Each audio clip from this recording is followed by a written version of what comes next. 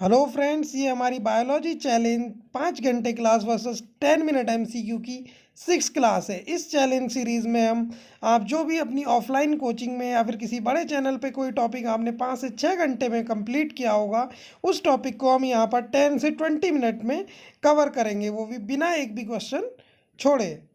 इसलिए हमारी वीडियो में लास्ट तक बने रहें। और अगर आपको एक भी क्वेश्चन ऐसा दिखता है जो कि हमने नहीं कराया है या फिर आपके कोचिंग इंस्टीट्यूट में कराया हुआ है और हमने वो क्वेश्चन नहीं कराया है, तो हमारी वीडियोस को डिसलाइक करें। तो आज का हमारा टॉपिक हो जाएगा प्लेटलेट्स यानी कि बिंबाणु।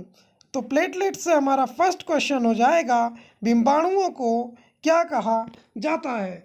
तो इस क्वेश्चन का हमारा सही आंसर हो जाएगा थ्रोम्बोसाइट्स। प्लेटलेट्स को थ्रोम्बोसाइट्स कहा जाता है।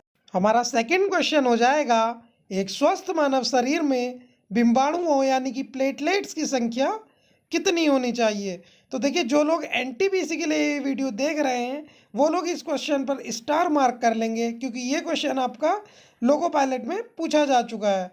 तो इस क्वेश्चन का हमारा सही आंसर हो जाएगा option number B, 4.5 lakh to 5.5 lakh पर 100 ml हीमोग्लोबिन, यानी कि प्रति 100 मिलीलीटर हीमोग्लोबिन में आपकी 4.5 लाख से 5.5 लाख तक बिंबाणुओं की संख्या यानी कि प्लेटलेट्स की संख्या होनी चाहिए।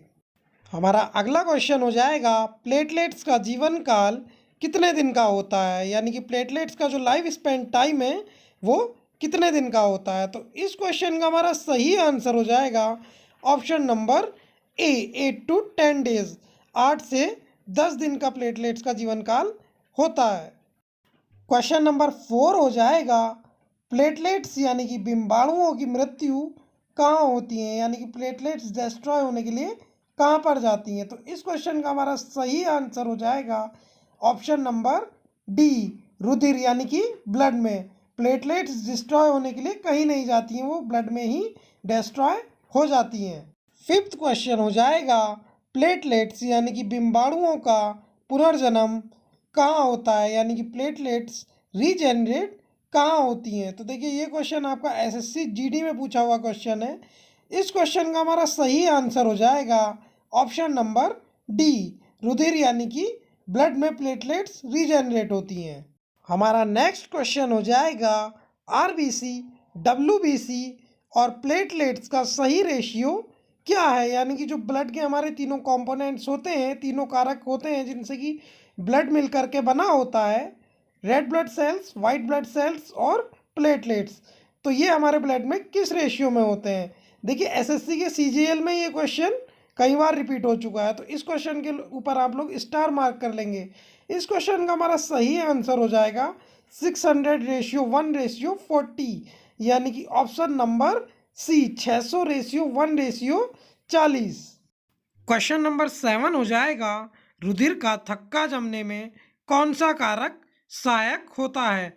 तो देखिए, इस क्वेश्चन को आप लोग ध्यान से पढ़ेंगे कि इसमें जो है वो कारक पूछा है।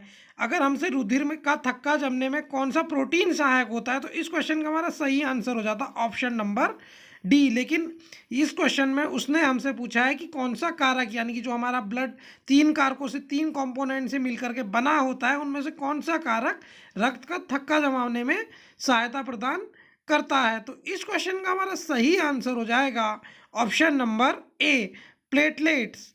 अगला क्वेश्चन हो जाएगा, कौन सा विटामिन ब्लड का थक्का जमाने में सहायता करता है। तो देखिए, क्वेश्चन को फिर से ध्यान से देखेंगे। इस क्वेश्चन में वो हमसे ना तो कारक पूछ रहा है, ना ही वो हमसे प्रोटीन पूछ रहा है। अगर वो हमसे ब्लड का थक्का जमाने में कौन सा प्रोटीन सहायक होता है, तो उसका आंसर हो जाता फाइब्रोजिन। और अगर वो हमसे पूछता है कि कौन सा कारक सहायक होता है, तो उस क्वेश्चन का आंसर हो जाता है प्लेटलेट्स। इस क्वेश्चन में वो हमसे पूछ रहा है कि कौन सा विटामिन है जो कि ब्लड का थक्का जमाने में सहायक होता है। तो विटामिन के जो है वो ब्लड का थक्का जमाने में सहायता करता है। तो इस क्वेश्चन का हमारा सही आंसर हो जाएगा ऑप्शन नंबर बी। हमारा क्वेश्चन नंबर 9 हो जाएगा, विटामिन के कहाँ बनता है। तो इस क्वेश्चन का हमारा सही आंसर हो जाएगा ऑप्शन नंबर बी, विटामिन के लीवर में प्रोड्यूस होता है। हमारा क्वेश्चन नंबर 10 हो जाएगा, चोट लगने पर रक्त का थक्का जमने की प्रक्रिया कितने समय बाद प्रारंभ होती है, यानी कि जब हमें चोट लगती है तो जो ब्लड क्लॉटिंग प्रोसेस है, जो खून का थक्का जमने की प्रक्रिया है, वो कितने समय बाद प्रारंभ होती है? तो इस क्वेश्चन का हमारा सही आंसर हो जाएगा 4 से 5 मिनट, यानी कि option number D. Question number 11 हो जाएगा, थ्रोम्बोब्लास्टिन किन कारकों के मिलने पर बनता है? तो देखिए, जिन लोगों को थ्रोम्बोब्लास्टिन का नहीं पता है क्या होता है, तो क्या होता है, जब हमें चोट लगती है तो हमारे वहाँ के उस जगह के जो ऊतक होते हैं, जो टिश्यूज़ होते हैं, वो इंजर्ड हो जाते हैं, वो घायल हो जाते हैं। तो जैसे ही वो टिश्यूज़ जो हैं वो इंजर्ड होते हैं, तो एक साइड से हमारी प्लेटलेट्स जो हैं उन्हें रिपेयर करने के लिए आती हैं, और उसी समय पर हमारा जो लीवर है वो विटामिन के प्रोड्यूस करता है। तो जहाँ पर ये विटामिन के और प्लेटलेट्स दोनों मिलती हैं, तो इन दोनों के मिलने के बाद जो बनता है तो उसे थ्रोम्बोप्लास्टिन कहा जाता है। तो इस क्वेश्चन का हमारा सही आंसर हो जाएगा ऑप्शन नंबर सी। घायल ऊतक, प्लेटलेट्स और विटामिन के मिलने पर थ्रोम्बोप्लास्टिन बनता है। हमारा क्वेश्चन नंबर 12 हो जाएगा, प्रोथ्रोम्बिन को थ्रोम्बिन में कौन सा कारक बदलता है? तो जैसे कि आपने अभी प्रीवियस क्वेश्चन में देखा था, और आप अभी भी इमेज में देख पा रहे होंगे कि जो हमारा थ्रोम्बोप्लास्टिन होता है, जो कि विटामिन के, प्लेटलेट्स और घायल ऊतक यानी कि इंजर्ड टिश्यूज़ के मिलने पर बनता है, वो एक्चुअली प्रोथ्रोम्बिन होता है, यानी कि वो जो है इनएक्टिव होता है। तो उसे एक्टिव करने के लिए क्या चाहिए होता है? कैल्शियम। तो इस क्वेश्चन का हमारा सही आंसर हो जाएगा, प्रोथ्रोम्बिन को थ्रोम्बिन में कैल्शियम एक्टिवेट करता है। अगला क्वेश्चन हो जाएगा, फाइब्रिन किस प्रोटीन के टूटने पर बनता है? तो देखिए, आप लोग इमेज में देखेंगे क्या होता है कि जब प्रोथ्रोम्बिन जो होता है वो कैल्शियम के मिलने पर थ्रोम्बिन में एक्टिव होता है, तो क्या होता है, जो हमारा फाइब्रोजिन प्रोटीन जो होता है वो भी घुलनशील होता है, यानी कि एल्कलाइन होता है और एकलक होता है। तो वो भी फाइब्रिन में यानी कि पॉलीमर में डिवाइड हो जाता है। तो इस क्वेश्चन का हमारा सही आंसर हो जाएगा option number D. Fibrin fibrinogen protein के टूटने पर बनता है। हमारा नेक्स्ट क्वेश्चन हो जाएगा, आर्टिफिशियल हिपेरिन किसे कहा जाता है? तो देखिए, आप सभी लोगों को, आपने अगर प्रीवियस हमारी क्लासेस देखी हैं तो आप लोगों को पता होगा कि जो हिपेरिन प्रोटीन होता है वो हमारी बॉडी में रक्त के थक्के जमने से रोकता है, यानी कि ब्लड क्लॉटिंग होने से हमारी बॉडी के अंदर रोकता है।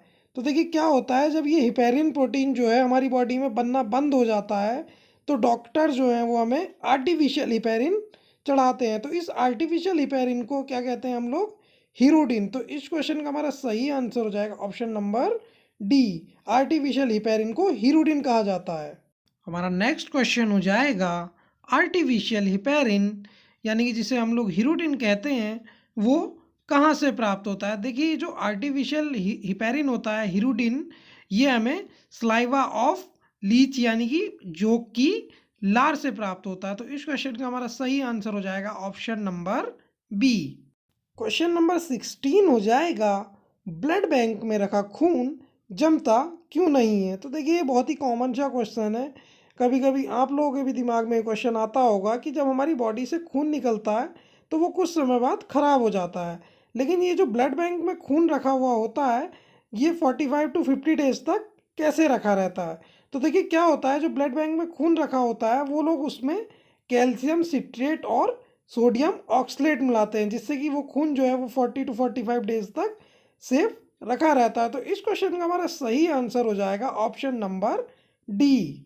हमारा अगला क्वेश्चन हो जाएगा, प्लेटलेट्स यानी कि बिंबाणुओं की कमी होने पर कौन सी बीमारी हो जाती है? तो देखिए, हमने जैसे कि अभी प्रीवियस क्वेश्चन में पढ़ा है कि ये जो प्लेटलेट्स होती हैं, जो बिंबाणु होते हैं, ये हमारी बॉडी में ब्लड क्लॉटिंग होने में सहायता प्रदान करते हैं, यानी कि रक्त का थक्का जमाने में सहायता प्रदान करते हैं। तो क्या होगा, जब ये प्लेटलेट्स हमारी बॉडी में कम मात्रा में प्रोड्यूस होंगी तो जो हमारी ब्लड क्लॉटिंग प्रोसेस है वो बहुत स्लो हो जाएगी, जिससे ही क्या होगा कि हमें कभी चोट लगती है तो हमारा खून अधिक बहने से हमारी मृत्यु हो सकती है। तो इस क्वेश्चन का हमारा सही आंसर हो जाएगा option number D. Question number 18 हो जाएगा, प्लेटलेट्स के ज़्यादा बनने पर कौन सी बीमारी हो जाती है? तो देखिए, जैसे कि हमने प्रीवियस क्वेश्चन में अभी पढ़ा था कि प्लेटलेट्स जो होती हैं वो हमारी ब्लड क्लॉटिंग में हेल्प करती हैं। तो क्या होगा कि जब ये प्लेटलेट्स हमारी बॉडी में ज़्यादा प्रोड्यूस होने लगेंगी तो ये एक जगह पर इकट्ठा होने लगेंगी, जिससे क्या होगा कि हमारी जो ब्लड वेसल्स हैं वो ब्लास्ट हो जाएंगी और हमारी मृत्यु हो सकती है। तो इस क्वेश्चन का हमारा सही आंसर हो जाएगा option number D, thromboplastic. Thromboplastic जो डिसीज़ है वो प्लेटलेट्स के ज़्यादा बनने पर होती है। हमारा नेक्स्ट क्वेश्चन हो जाएगा, शाही डिसीज़ यानी कि रॉयल डिसीज़ किसे कहा जाता है?